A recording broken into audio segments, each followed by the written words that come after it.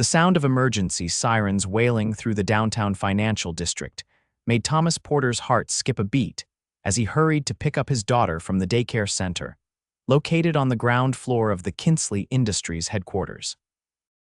It was his only day off this week, and he'd promised 6-year-old Lily they would spend the afternoon at the park after her half-day at the center. Thomas quickened his pace, the worn soles of his work boots scraping against the pavement. At 32, he carried the weight of single fatherhood on broad shoulders that had grown accustomed to bearing heavy burdens. His wife had left them 3 years ago, unable to handle the responsibilities of parenthood and marriage, leaving Thomas to raise their daughter alone while working as a maintenance supervisor for an apartment complex across town. The money was never enough, but they managed. He picked up extra handyman jobs on weekends when Lily stayed with his mother, and somehow they always had food on the table and a roof over their heads. Their apartment was small but cozy, and Thomas made sure Lily never felt the strain of their tight budget. As he approached the gleaming glass building, Thomas spotted the ambulance parked near the entrance, its lights flashing urgently. Instinctively, he broke into a run, his mind immediately going to his daughter. When he burst through the doors, however, he found the daycare calm with children playing as usual. Lily spotted him immediately and ran toward him with outstretched arms. "Daddy," she exclaimed, her pigtails bouncing as she jumped into his arms. Thomas hugged her tightly, relief flooding through him. "Hey, pumpkin, ready for our park day?" Lily nodded enthusiastically, but then pointed toward the elevator bay. "Miss Hannah fell down. The teachers said she's sick." Thomas followed her gaze to see a small crowd gathered near the private elevators reserved for executives. 2 paramedics were kneeling beside someone on the floor, partially obscured by concerned onlookers. "Wait here with Miss Jennifer for just a minute," Thomas told Lily, setting her down near one of the daycare teachers. Something about the urgency in the paramedics' voices pulled him forward. As he approached, he heard one paramedic say, "Her blood sugar's dangerously low. We need to get some glucose in her system now." Thomas pushed through the small crowd, his first aid training from his military days kicking in. On the floor lay a woman in an immaculate charcoal suit, her dark hair fanned out beneath her. Her skin was pale and clammy, and she appeared semi-conscious. "I'm certified in first aid," Thomas said, kneeling beside the paramedics. "Can I help?" One of the paramedics glanced at him. "We're waiting for our glucose kit. The one in our bag is missing."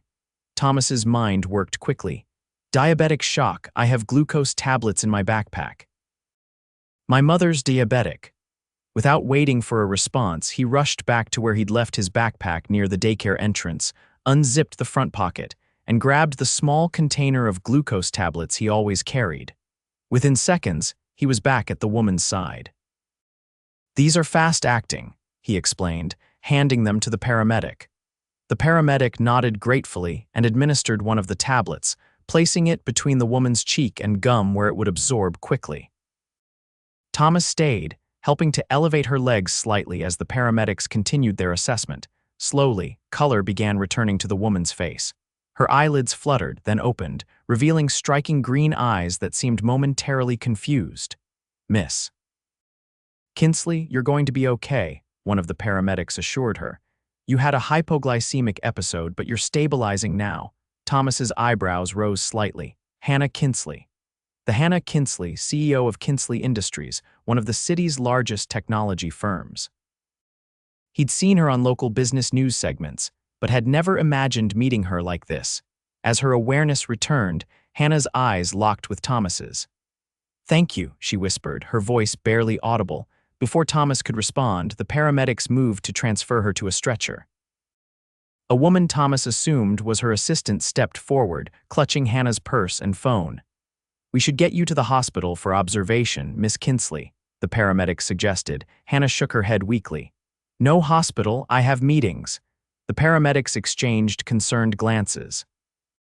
"Madam, with all due respect, you need proper medical attention. This was a serious episode." Thomas watched as Hannah's stubbornness visibly battled with her physical weakness.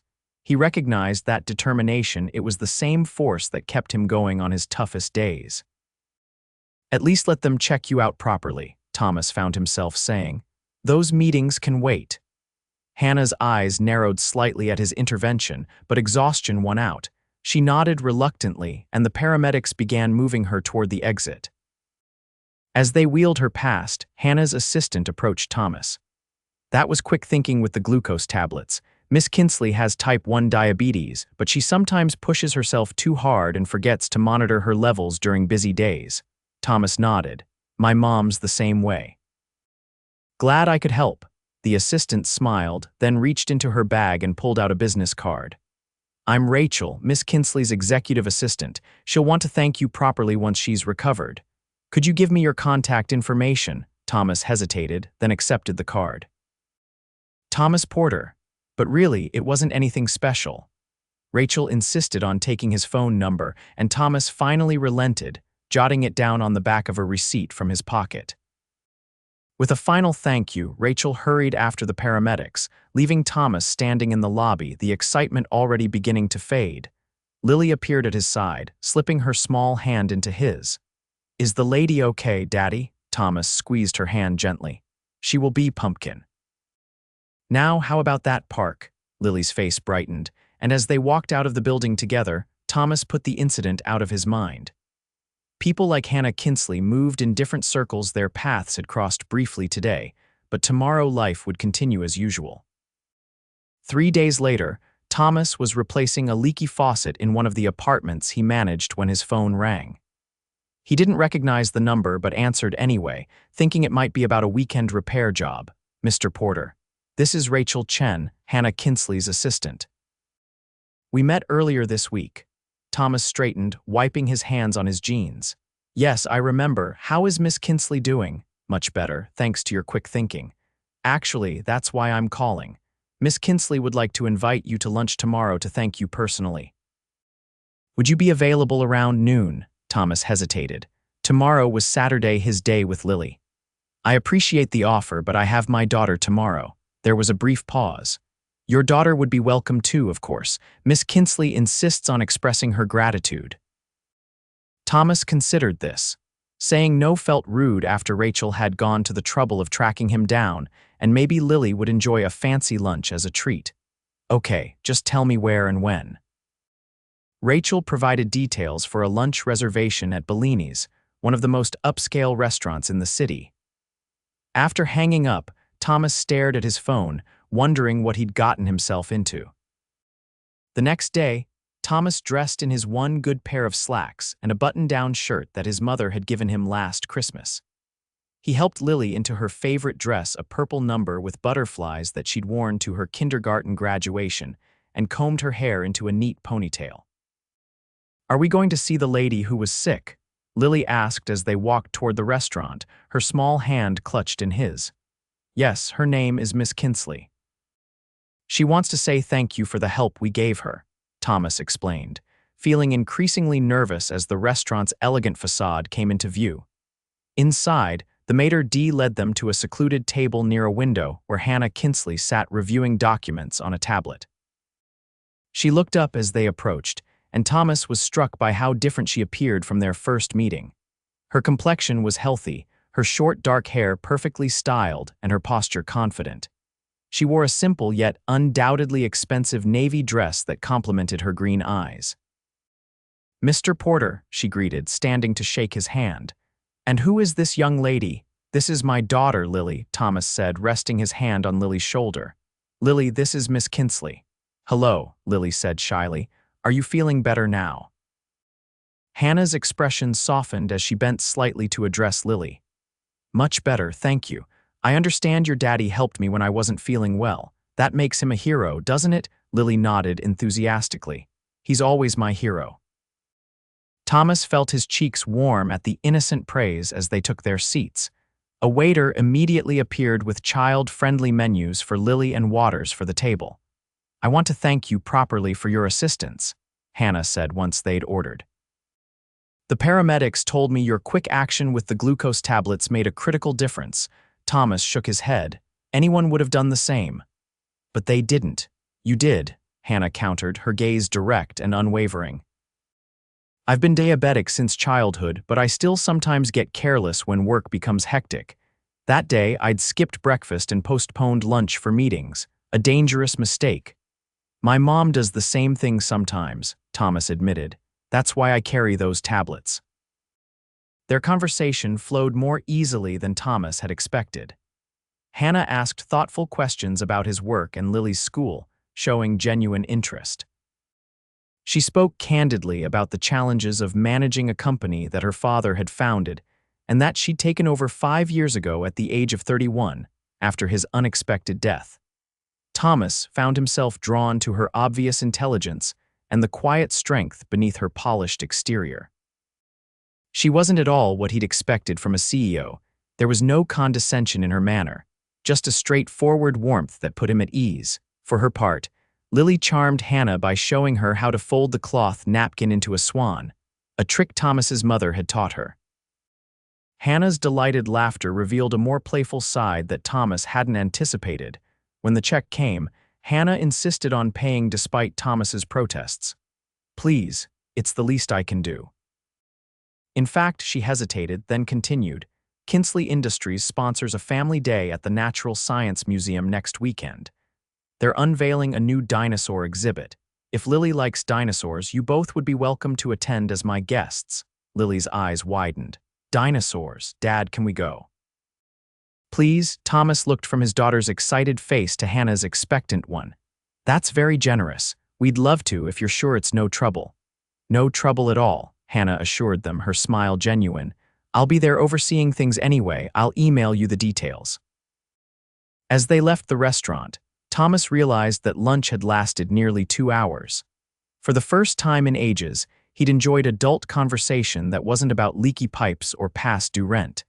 And watching Hannah interact so naturally with Lily had been unexpected and touching. Over the next week, Thomas found himself thinking about Hannah more often than he cared to admit. There was something compelling about her, a combination of vulnerability and strength that resonated with him. Still, he reminded himself that their worlds were completely different. She ran a multi-million-dollar company. He fixed toilets and patched drywall. The museum event arrived, and Thomas and Lily were greeted by name at the entrance and given VIP badges. Inside, the museum had been transformed, with interactive dinosaur displays, fossil digging stations, and even staff dressed as paleontologists leading educational activities. They had been exploring for about 30 minutes when Thomas spotted Hannah speaking with a museum curator near a massive T-Rex skeleton. She wore casual clothes, dark jeans, and a simple blouse, but somehow still managed to look elegant. When she caught sight of them, she excused herself from the conversation and walked over. "You made it. What do you think, Lily? Are the dinosaurs everything you hoped for?" Lily launched into an enthusiastic description of all they'd seen so far, barely pausing for breath. Hannah listened attentively, then offered, "Would you like to see something special? They have a behind-the-scenes area where they clean and prepare fossils. It's not usually open to visitors, but I think we can arrange a tour." Lily's eyes widened with excitement, and Thomas found himself grinning at her reaction. Hannah led them through a staff door and introduced them to Dr. Ramirez, the head paleontologist, who seemed delighted to show an interested child the laboratory. As Lily carefully examined fossilized dinosaur teeth under supervision, Hannah moved to stand beside Thomas. "She's a remarkable little girl," Hannah observed, "so curious and bright." "Takes after her mother in the brains department," Thomas replied, then immediately regretted mentioning his ex-wife. Hannah glanced at him questioningly but didn't pry. Instead, she asked, "Are you enjoying yourself? Adult supervision at these events can be tedious." "Actually, I love this stuff." "Never outgrew the dinosaur phase, I guess," Thomas admitted with a chuckle. Hannah's smile widened. "Me neither. My father used to bring me to museums constantly. Science was our special bond." There was a wistful quality to her voice that made Thomas want to know more. But before he could respond, Lily called them over to see a fossil she was helping to clean. They spent the next 2 hours exploring the museum together, with Hannah proving to be knowledgeable about not just the business aspects of the exhibition, but the scientific content as well. Thomas watched as she patiently answered Lily's endless questions, never talking down to her or simplifying too much. When it was time to leave, Lily gave Hannah an impulsive hug. "Thank you for the dinosaurs, Miss Hannah." Hannah looked momentarily startled by the physical contact, then returned the hug with a genuine warmth that made Thomas's chest tighten unexpectedly. "You're very welcome, Lily. I had fun too." As they prepared to part ways in the parking lot, Hannah hesitated. "I have tickets for the symphony in the park next weekend. They're playing movie themes, including some from dinosaur movies. Would you both like to join me? They encourage picnics." The invitation took Thomas by surprise. This was the third time they would be seeing each other. It was beginning to feel less like gratitude and more like genuine interest in their company. "We'd love to," he found himself saying before he could overthink it. The symphony picnic led to a community carnival the following weekend, which led to Hannah joining them for pizza and board games at their apartment the week after that. Each meeting revealed new layers of Hannah that fascinated Thomas: her dry sense of humor, her passion for education reform, the gentle way she encouraged Lily's curiosity. For her part, Hannah seemed genuinely refreshed by the simplicity of their activities together. In Thomas's modest apartment, she kicked off her shoes, ate pizza with her hands, and laughed until tears formed when they played charades. It was as if she could set aside the weight of her responsibilities and just be herself. As autumn approached, Thomas realized that he looked forward to their weekend gatherings with an intensity that both thrilled and terrified him. Hannah Kinsley had somehow become a fixture in their lives, and he couldn't ignore the way his pulse quickened when she texted or the warmth that spread through him when she smiled. But doubt nagged at him constantly. What could a powerful, wealthy, educated woman possibly see in a maintenance supervisor with a high school diploma and a mountain of responsibilities? Their friendship was one thing, but the feelings developing within him seemed destined for heartbreak. One Saturday in late September, Hannah invited them to her home for the first time, a beautiful but surprisingly modest house with a sprawling garden on the outskirts of the city. While Lily explored the vegetable patch with Hannah's gardener, Thomas and Hannah sat on the patio drinking lemonade. "Can I ask you something personal?" Hannah said suddenly, setting down her glass. Thomas nodded, curious about her serious tone.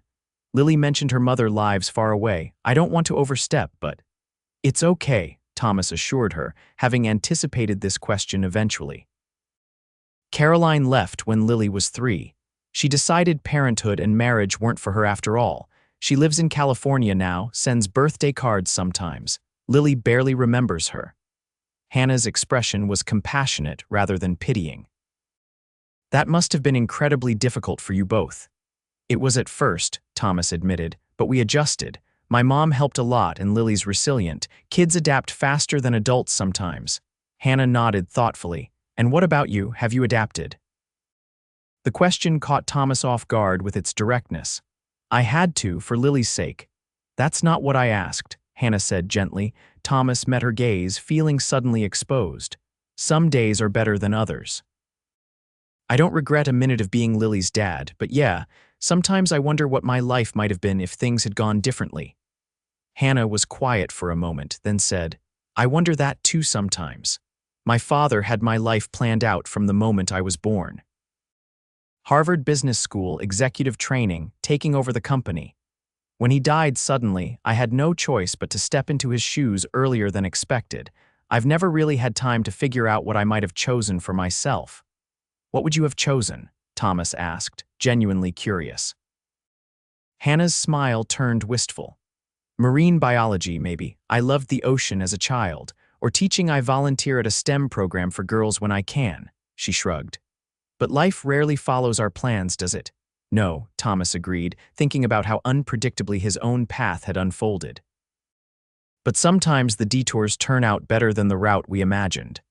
Hannah's eyes met his, and something unspoken passed between them. For a breathtaking moment, Thomas thought she might be feeling the same inexplicable connection he felt. The moment was broken by Lily's excited shout as she ran toward them with a basket of freshly picked vegetables. "Look what Mr. Frank helped me harvest. Can we cook them for dinner? Hannah laughed, the tension dissolving. That's exactly what I was hoping for. Thomas, how are your cooking skills? Basic but functional, he admitted with a grin. Point me toward the kitchen. They spent the evening cooking together, with Lily assigned the important task of washing vegetables and stirring when needed. The domesticity of the scene wasn't lost on Thomas Hannah in casual clothes. Her hair pulled back, laughing as she showed Lily how to snap the ends off green beans, all of them working together in her spacious kitchen as if they'd done it 100 times before. After dinner, with Lily drowsy on the couch watching a movie, Thomas helped Hannah clear the dishes. You know, Hannah said quietly as they worked side by side at the sink, these past few months have been some of the happiest I can remember. Thomas glanced at her, surprised by the confession. For us too, Lily adores you. Hannah placed the last plate in the dishwasher and turned to face him. And what about you, Thomas? His heart hammered against his ribs. Hannah, the ringing of her phone interrupted whatever he'd been about to confess. Hannah grimaced apologetically and answered it, her expression quickly shifting to concern as she listened to the caller. I understand. I'll be there in 20 minutes, she said before hanging up. Turning to Thomas, she explained, there's an issue with our Asian market launch. The team needs me to come in and make some decisions before the markets open Monday. No problem, Thomas assured her, masking his disappointment. We should get Lily home to bed anyway. Hannah walked them to the door, apologizing again for the interruption. As Thomas helped a sleepy Lily into her jacket, Hannah placed her hand lightly on his arm. We'll continue our conversation another time, she asked, her eyes conveying more than her words. Thomas nodded, his throat suddenly tight. Count on it.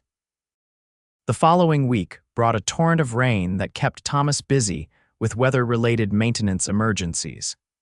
He and Hannah exchanged text messages, but couldn't coordinate their schedules for a proper visit.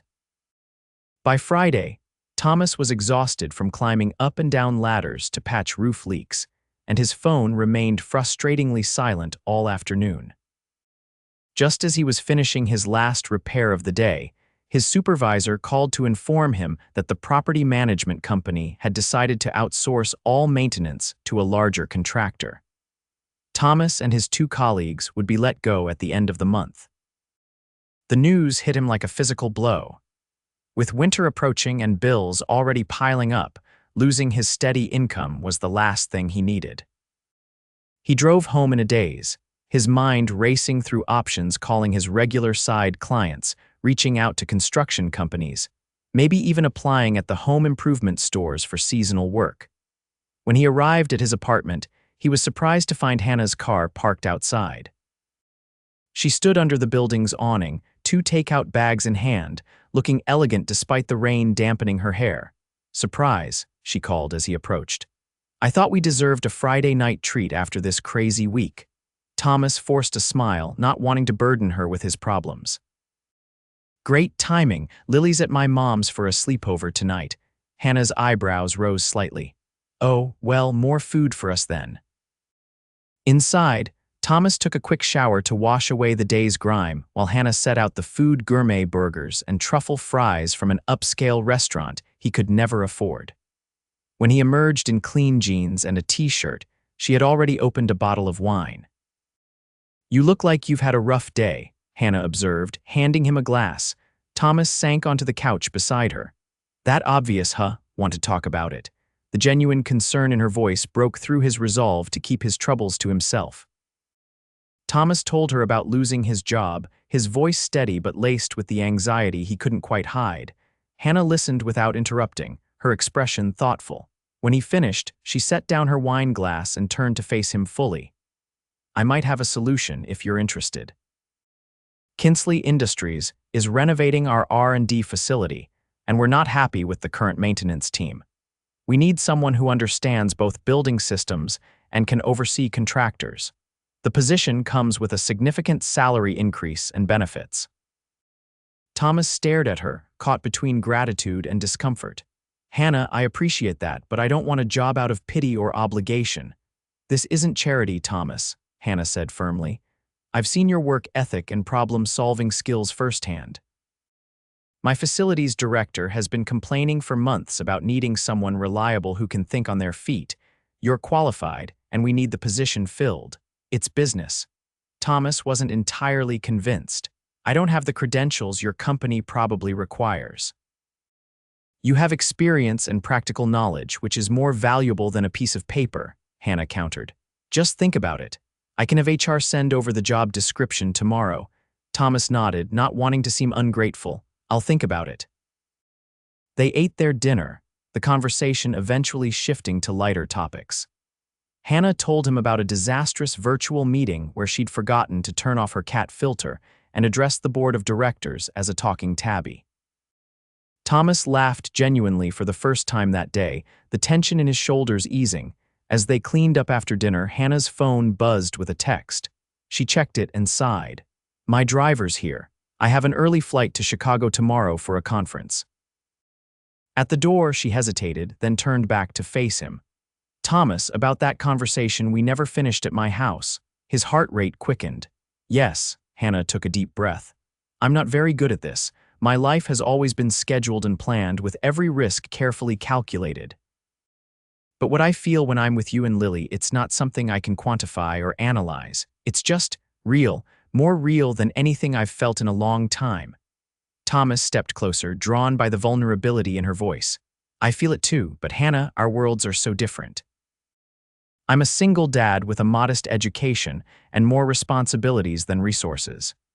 You're a workaholic with a company that runs itself most days and a house that feels too empty, she finished for him.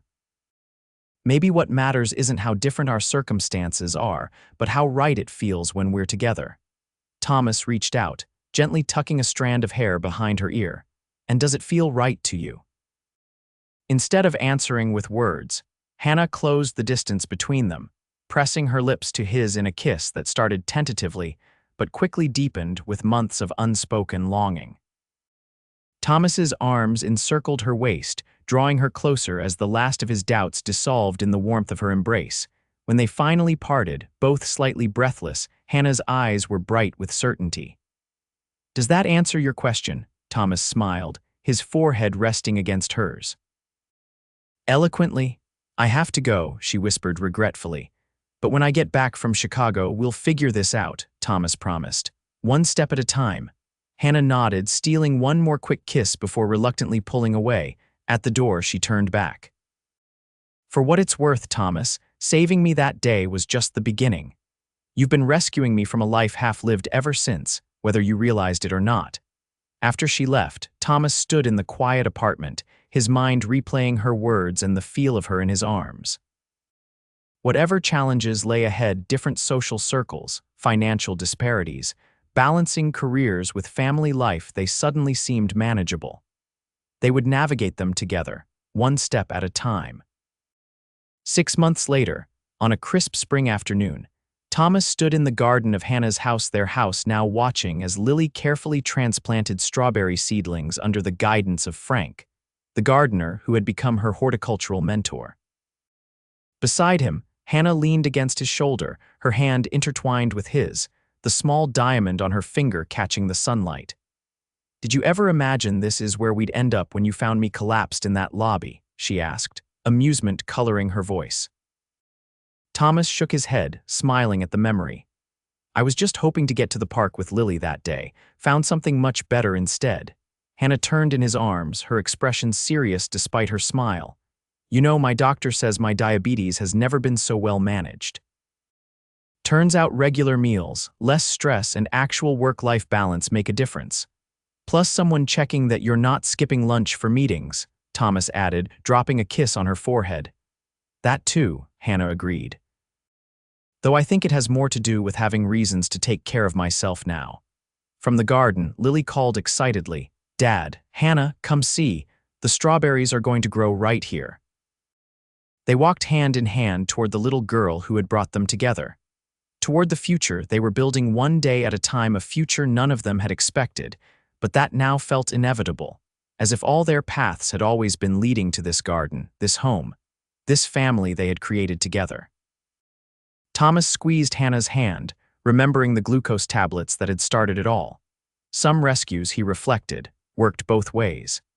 In saving Hannah that day, he'd unknowingly set in motion his own salvation, finding love when he least expected it, but perhaps when they both needed it most.